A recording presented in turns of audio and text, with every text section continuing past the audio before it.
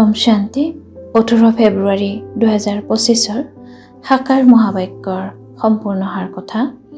মৰমৰ সন্তানসকল, তোমালোকৰ দায়িত্ব হৈছে ঘৰে ঘৰে পিতাৰ বাৰ্তা দিয়া। যিকোনো পৰিস্থিতিত যুক্তি ৰচনা কৰি সকলোকে পিতাৰ পৰিচয় নিশ্চয় দিবা।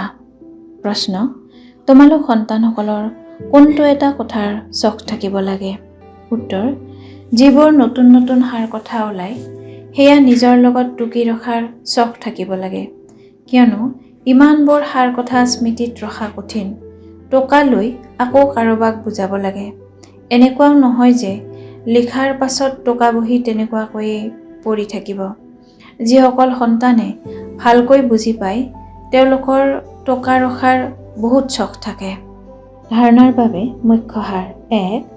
সদায় আনন্দিত হৈ থাকিব লাগে যে আমি সত্য ধৰ্ম প্ৰতিষ্ঠাৰ নিমিত্ত হওঁ। স্বয়ং ভগৱানে আমাক পঢ়ায় আমাৰ দেৱী দেৱতা ধৰ্ম বহুত সুখ দিওঁতা হয়। 2. মালি হৈ কাইটক ফুল কৰি তোলাৰ সেৱা কৰিব লাগে। ভালকৈ প্ৰতিপালন কৰি তাৰ পাছত আকৌ পিতাৰ সন্মুখত আনিব লাগে।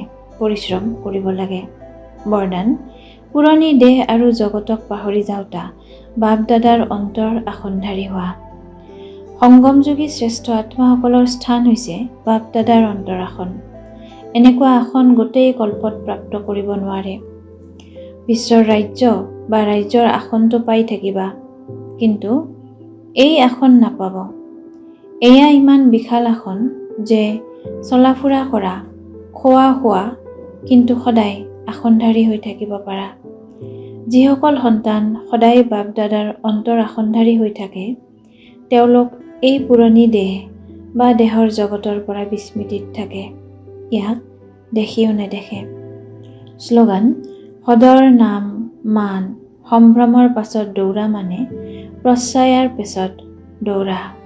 একান্ত প্ৰিয় হ'বলৈ, একতা আৰু একাগ্ৰতা ধাৰণ কৰিবলৈ আজিৰ অব্যক্ত সংকেত।